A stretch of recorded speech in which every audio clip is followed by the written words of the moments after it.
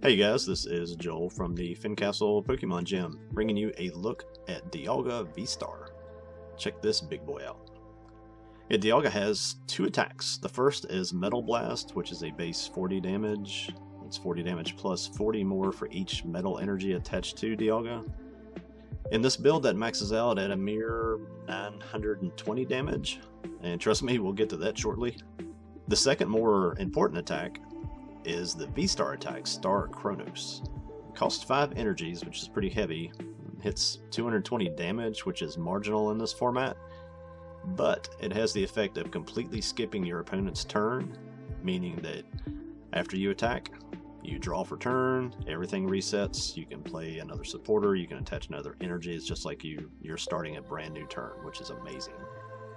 And just like in our video on Hisui and Zoroark, which I hope you guys have already checked out, I wanted to show you how this deck has progressed from its re-rotation form to now. And I just want to say this once to get this out of my system. Rotation in March is garbage. Pokemon Seattle needs to do whatever they need to do to get back onto the schedule of rotating after Worlds, which probably means extending next year's rotation to the following August. But I doubt Play Seattle is capable of anything that sensible, so don't look for that, and let's get back to the build.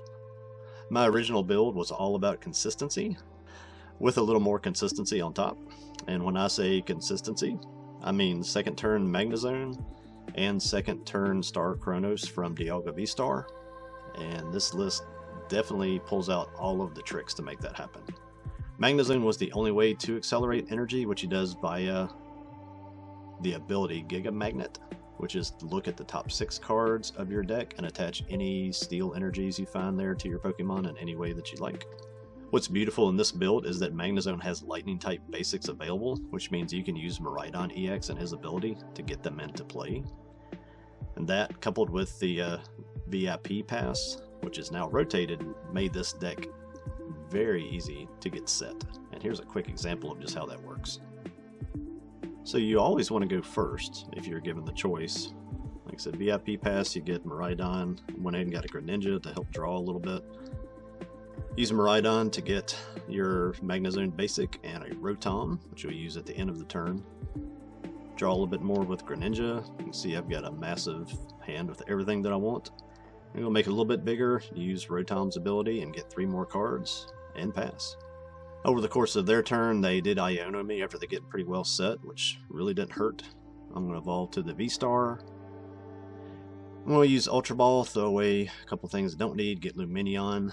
With Lumineon, I'm just going to get that Adaman back. I had it in my hand, they shuffled it away, and we'll get it right back. You do have to have 2 energies in your hand to use it though, so keep that in mind. And with that, you get 2 of anything that you want. So I'm getting Magnezone and Rare Candy. Rare Candy to the Magnezone. I have to hit just 4 energies out of the 6, and there's a lot of energy in here. And you can see I got 4, which is just enough to get the Star Chronos. So we're going to be able to knock out this Chinpal for a buttload of damage because it's weak to steel. A knockout's a knockout, doesn't really matter. Then we will skip its turn and then come right back. Throughout the rest of this game, next turn I knocked out their Greninja, left them with nothing but Frigivaxes down. They eventually just concede, because all they could do is basically get Rare Candy and Excalibur and come back to me and just watch me take another knockout. But going first, getting Dialga set and overwhelming your opponent is what this deck's all about. So the major drawback of the first build is you often commit all of your bench space to just setting up that one Dialga and Dialga V-Star.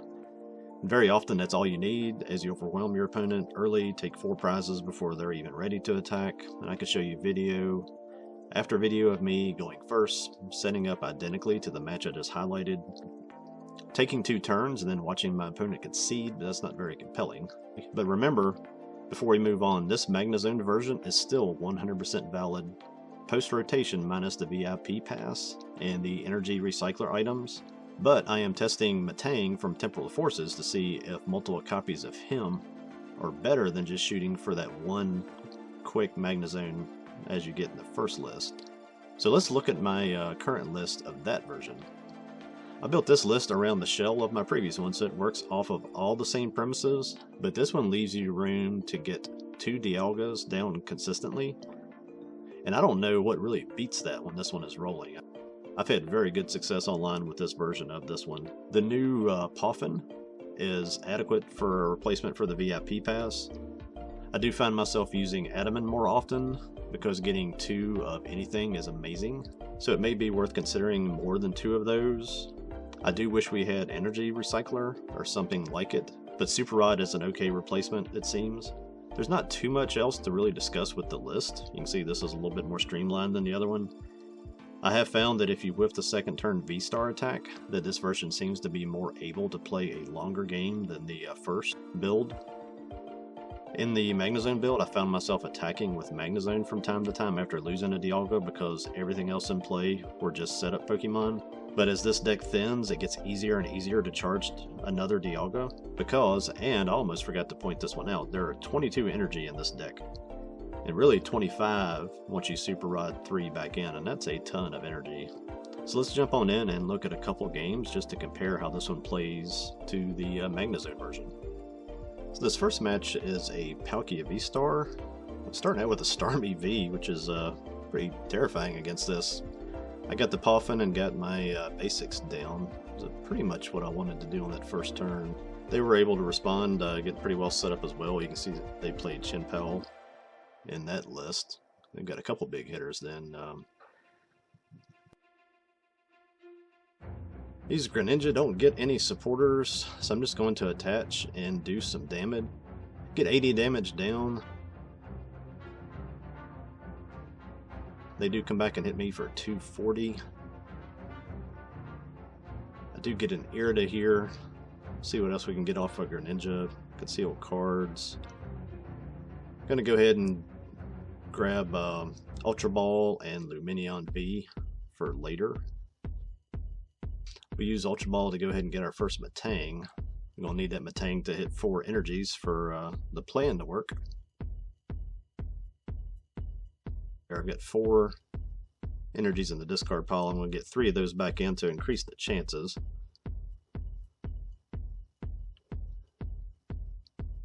Use Metang's ability. It only hits 2. That brings me up to 160 damage that I can do. I'm going to go ahead and attach for my turn. Get 200 to get the knockout on the Palkia. So that could have gone worse. It's not what we wanted. We wanted the V-Star attack, but we got the knockout, so get another Metang out of the prizes. That's probably one reason we missed one of them. They were able to use their V-Star ability to get energies on the board, charge up Palkia, and knock me out. Not in a great spot. I've got 2 choices here. I can either charge this Dialga, catch the Chinpal and knock it out, and probably get knocked out on their turn. So the plan we're going to go with is, you can see we get the V-Star off of the Color's Experiment, and we'll get this Nest Ball. Go ahead and use it to get Rotom, see if we can improve our position. Pretty much going to go with the theory here that we're going to charge up and either take this game on the next turn, or they're going to catch us and win the game. So we're going to go ahead and use Metang. Get 3 energies off the first try on Dialga. Use the second one, and we're going to get 3 more. Wish I'd had this the turn before. And we're just going to go ahead and use Rotom, get 3 more cards in our hand, and pass. If they do get Boss, they win this game, but I think with Counter Catcher being back in play, they burned through a lot of resources trying to either hit Boss, it looked like, or do something else, and never got it. If they had Counter Catcher, they couldn't use it because we were even on prizes. They do take the knockout on that Greninja. I come up with the Dialga, and I'm in the position to just round this game out. Use Ultra Ball, go ahead and get another Dialga out. Don't need it though. Got 3 bosses in my hand, so this one's done. But this is demonstrates the use of the V-Star power again. Catch that Chinpal, hit it for the knockout. Take our 2 prizes off of this hit, and it's our turn again. Already got enough energy on here to knock out anything on that side. They send up a Greninja, just the one prizer, I guess, hoping I don't have boss. Like I said, I've got 2 in hand. Double checking my count, I can do 360 at this point, no need to do anything else. Play boss, catch the Palkia, attack with Metal Blast, and take the knockout. It's a pretty good demonstration that if you do not just seize control of this game from the start, that the V-Star move can help you swing it very quickly in your direction. I've got 2 Charizard games to look at. This first one is a quickie. It just helps to further illustrate the importance of going first. This is an ideal setup as you can have. I had 1 Adaman. I got a second off the Rotom, which is important time to just mention to be disciplined with your energy attachments. You need 2 in hand to use Adaman. Nothing be gained by attaching that turn. I'm guessing my opponent had Charizard Candy or B-Barrel or maybe a Research and maybe just the dead hands. They got down a Bidoof and attacked.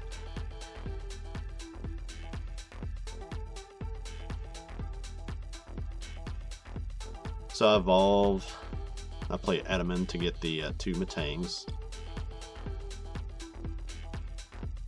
Then go ahead and evolve those guys.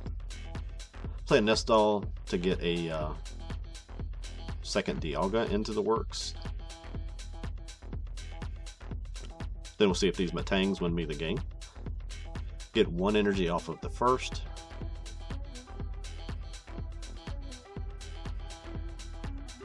Then we get 3 more off of the second. Thankfully I held on to that 1 energy so I can attach the important 5th energy. That enables us to start Chronos. We'll do that for the knockout, skipping their turn, and the concede will quickly follow. I think with VIP Pass gone, you're going to see many lists struggle with how they choose to set up, at least for a little while. Charizard is one of those few that can replace that card for card, replace the VIP with Poffins. In this next game, I did choose to go first. I had Nest Ball and Poffin with a Greninja start. Got 2 Beldum, concealed cards to get the Dialga and another Poffin. I used Nest Ball to get Rotom. Debated to use the other Poffin or not. I chose to, so we'll use it to get the 3rd Beldum. My thinking being that I'm not getting one hit by Charizard, so I'm going to drive as deep as I can with this first Dialga. Then we'll use Rotom's ability to end the turn. My opponent had a standard setup turn, got enough basics in play to avoid a sweep like the last game I showed. I start off, I'm going to use concealed cards, from which I draw a Metang. I'll go ahead and evolve him. Then I'm going to use Irida to get Ultra Ball, and I'll use that Ultra Ball to get Dialga VSTAR, and go ahead and evolve him. Then we're going to get 2 energies attached with Metang's ability. Then I'll get 1 from my hand. And then I'm going to use Rotom again because I like to get a second Metang in play before I start attacking. I could get a knockout here. I kind of want to get something KO'd on my side to make room for the next Dialga so I can chain a few of them. As expected, my opponent got Pidgeot EX, then Charizard EX, and used Iono and shuffled me into the perfect hand, getting 2 Metang and a way to get the next Dialga. And then they KO my Greninja. I evolve into the Metang.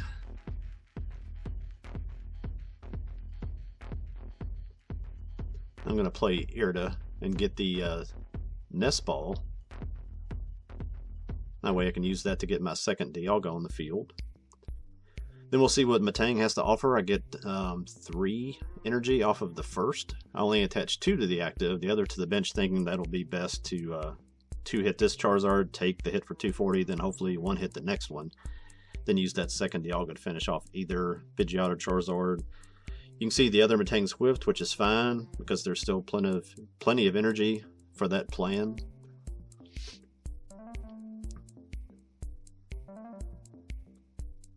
So I hit with Star Chronos for 220. Then I'll start my next turn. I draw the Ultra Ball. We'll wait on that. I use Metang, attach 3 more energy. Then I'm just going to hold up there as I don't want to overcommit on either Dialga. So we'll just take the knockout here. And you can see that patience is going to pay off because I get the Dialga VSTAR from the prizes instead of using the Ultra Ball and having to toss that energy. As predicted, they get another Charizard EX, and they hit me for the 240 damage. So on my turn, I'm going to go ahead and evolve to Dialga. I'm going to use one Metang and get 2 energies onto the active guy, which ups my damage output to 320. I'll attach one to from my hand to make it 360. And I'm going to try to shuffle in with Iono and put this other energy back, which does not work, as I get the same amount back out. I've got 2 Metang left, so I try to get that magical number of 8 on Dialga number 2 on the bench, but both of those whiff, which is okay, as I've still got plenty of energy around. I take the one hit knowing that I can get at least 280 damage out of Dialga number 2 and catch that Pidgeot EX, but we really want to get that third Charizard, so let's see if we can get that.